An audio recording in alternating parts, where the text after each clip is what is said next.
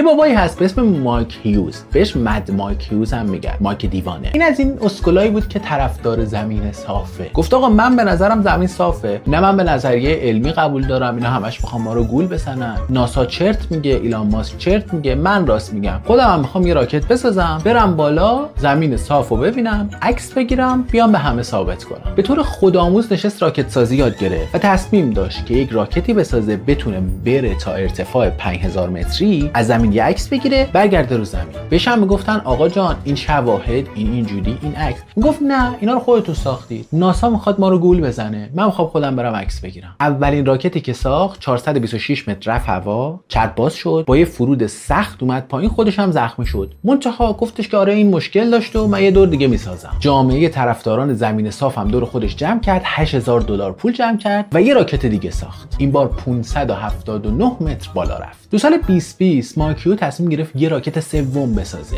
گفت من این بار یه راکت بزرگتر میسازم و میخوام تا ارتفاع بالاتری برم. گفت میخوام یه راکت بسازم سرعت 500 مایل بر ساعت رو بره. راکتو ساخت، سوارش شد، دکمه رو زد، راکت روشن شد، رفت بالا، نصفه راه چتر باز شد. خورد به نردبون چتر رو پاره کرد، چتر زاپاسی نذاشته بود بزرگوار، با مغز خورد زمین. حرف ما این نیست که این شبه علم خودتون رو به کشتن میده، 4 تا آدم دیگر رو میکشید.